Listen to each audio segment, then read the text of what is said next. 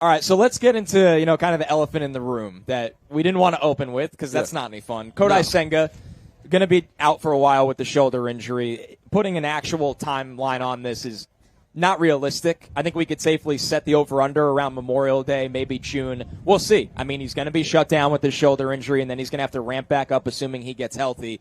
To be honest with you, obviously we can't wait for Senga to be back, but the reality is you have to talk about what's ahead because the Mets have a vital first half of this season, and they need somebody to step up in one of the 5 spots of the rotation that wasn't expected to pitch out of the gate right away. So, Joe, we've spent a lot of time around the young guys here, whether it's Christian Scott, whether it's Mike Vassell. We'll get to that.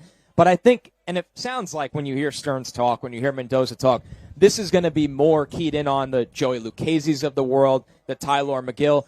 This isn't unfamiliar territory for those guys, but now the Mets not only are using them as a bonus, see what you get, whether they're long relievers, whether they're spot starters, AAA starters.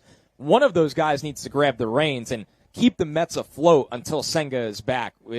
There's no way around it. A devastating spring injury. Yeah, real unfortunate with everything with Senga, but David Stearns speaking, saying Senga's going to make a bunch of starts for us this year, and I think a lot of people are talking about it as if, season over and he's going to be out until the second half. It seems like, all things considered, it wasn't the worst case scenario that it could have been, but it's opportunity for guys. You talk about Tyler McGill.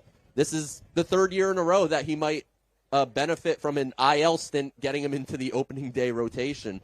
And, of course, the young players, that opens up that opportunity. If the Senga injury keeps him out into, like you said, after Memorial Day, does Christian Scott force his way to take that 5th spot? Does Mike Vassell? Does Dom Hamill? They all sounded these young ready. Guys we talk. Oh, those guys, they sound like they're ready, and they realize, too, much like when we talked about Vientos and Beatty, like they're cognizant that their time is coming. It's not just, we're having a normal spring and we're just trying to progress. They're like, no, we understand that this opportunity is coming close.